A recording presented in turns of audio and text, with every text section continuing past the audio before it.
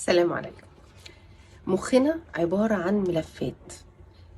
بالنسبة للمرأة الملفات متوازية، يعني ممكن أفتح كذا ملف في نفس الوقت. أفتح ملف الأولاد، أفتح ملف الزعل، أفتح ملف الخروج، أفتح ملف المواصلات، الماديات، كله أبقى فاتحة كذا ملف مع بعض.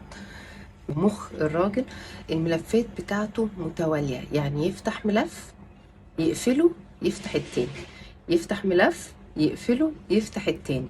علشان كده احنا لما بنيجي نتكلم مع بعض انا وزوجي او انا واخويا او مهم الرجل والمرأة، بتبقى في كده فرق سرعات يا سيادة القاضي.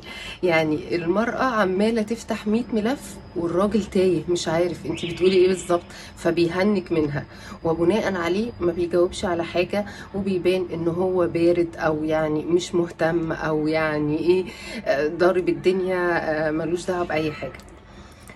فلو فهمنا ده كويس الاتنين هيرتاحوا. الراجل هيبطل يتهم زوجته او المرأة عموما ان هي رغاية وزنانة وما بتبطلش طلبات و والست هتتفهم ان الراجل مش بارد ومش مكبر دماغه ومش قاصد يضايقها، ولكن هو بيهنك منها بمنتهى البساطة.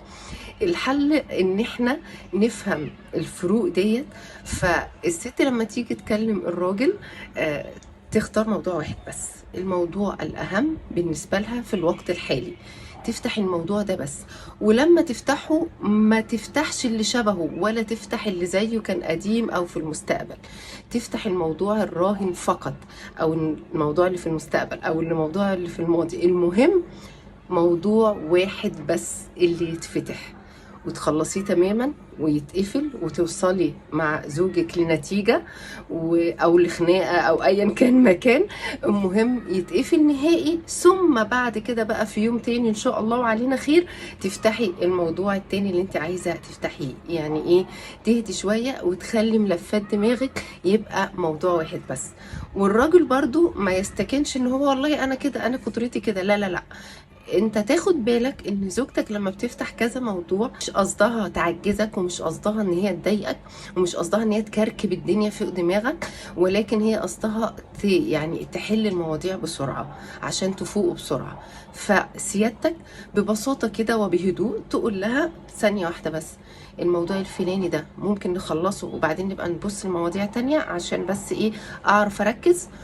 وتبدأ تتفق معاها سواء المواضيع التانية هتفتحها بعد كده في أيام تانية، ولا وانتوا قاعدين هتخلصوا موضوع. بس كده ببساطة. الحياة بسيطة يا جماعة، بس انتوا ما تعقدوهاش.